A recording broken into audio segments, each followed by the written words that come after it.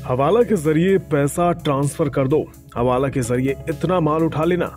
ये शब्द हवाला हो सकता है आपने बहुत बार सुना हो, कभी किसी न्यूज में तो कभी किसी फिल्मों में। कारोबारी दुनिया में ये नाम काफी फेमस है। रुपए को दुनिया के एक हिस्से से दूसरी जगह ट्रांसफर करना, और वो भी बगैर उसे हिलाए। इसके लिए ना तो बैंक की जरूरत है, ना किसी करेंसी एक्सचेंज की, ना ही कोई फॉर्म भरने की, और ना ही किसी को फीस देने की। इस काम को करता है हवाला।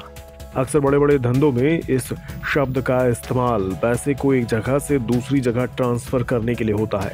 हालांकि ये कोई लीगल तरीका नहीं है पैसे को ट्रांसफर करने का, लेकिन सरकारी झमेलों से बचने के लिए इसका इस्तेमाल बहुत लंबे समय से होता चले आ रहा है। लेकिन हवाला होता क्या है, कैसे काम करता है हवाला ट्रेडिंग का धंधा, आज के इस वीडियो में इसी बात को समझने की कोशिश करते हैं। हवाला, अगर आप सिर्फ इस शब्द को देखें तो इसका मतलब होता है किसी बात या किसी व्यक्ति पर भरोसा करना। बस हवाला कारोबार की नींव इसी भरोसे पर टिकी है। पैसे के लेन देन का यह तरीका कई सदियों से इस्तेमाल होता आ रहा है। सिर्फ भरोसे के बल पर चलने वाला एक कारोबार करोड़ों अरबों रुपए के लेन देन को बहुत तेजी से और बिना किसी झोलझाल के निपटा देता है। दुनिया भर में सरकारों और एजेंसियों की नजर से बचने के लिए हवाला के माध्यम से मनी का ट्रांसफर होता है। अब आप हवाला कारोबार के इतिहास को देखेंगे तो कहानी हजारों साल पीछे चली जाएगी। एक दौर था जब चीन से लेकर अरब और यूरोपीय देश तक सिल्क रूट से व्यापार होता था। भारत भी इसी रास्ते से व्यापार करता था।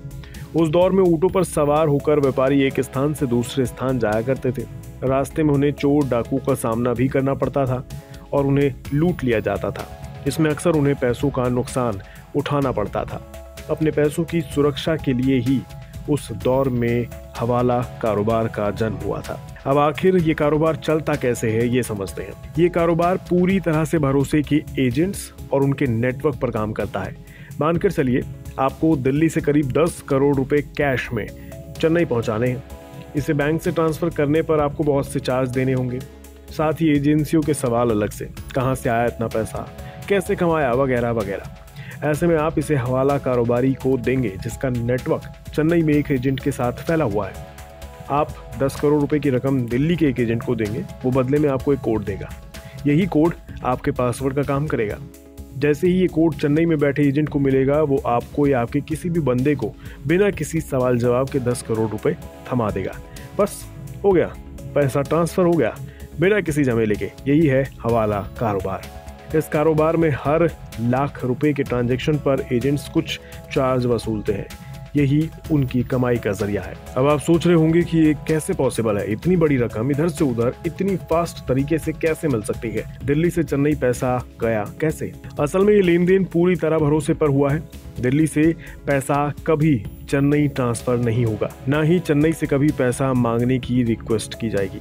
लेकिन जब चेन्नई वाले एजेंट को जरूरत पड़ेगी तब वे दिल्ली वाले एजेंट से इसी कनेक्शन का इस्तेमाल करके दिल्ली में रकम को डिलीवरी करवा देगा। ज्यादातर गैर कानूनी कामों में रुपए, डॉलर या फिर दिरहम में लेन देन इसी तरह से होता है। इसमें रकम भेजने वाले और पाने वाले की ट्रेसिंग करना लगभग नामुमकिन है। हाल में आपने महादेव बैटिंग ऐप का मामला सुना होगा। इस मामले की जांच ईडी कर रहा है। ईडी के प्रोसिक्यूशन कंप्लेंट के मुताबिक महादेव सट्टा ऐप स्कैम का ये पूरा मामला करीब 5000 करोड़ से ज्यादा का है। महादेव ऐप को चलाने वाले ऑनलाइन सट्टे से हर महीने तकरीबन 800 करोड़ की कमाई कर रहे थे। महादेव ऐप के प्रमोटर्स हर महीने एक पैनल से 30 से 40 लाख रुपए की कमाई कर रहे थे। अभी जितने एक्टिव पैनल्स की जानकारी मिल पाई है उनकी संख्या तकरीबन 2000 से ज्यादा है। इस तरह देखें तो हर महीने महादेव ऐप के प्रमोटर्स 600 करोड़ से 800 करोड़ रुपए कमा रहे थे, और ये सारा पैसा हवाला के जरिए ही विदेश में बैठे इस ऐप के प्रमोटर्स तक पहुंचाया जा रहा था। जानकारी के अनुसार पैसे को 3 से 4 लेयर्स में घुमाने के बाद प्रमोटर्स तक पहुंचाया जाता था। इसके लिए मुंबई और गुजरात स्थित प्रोफेशनल इंटरनेशनल हवाला ऑपरेटर्स की मदद ली जाती थी।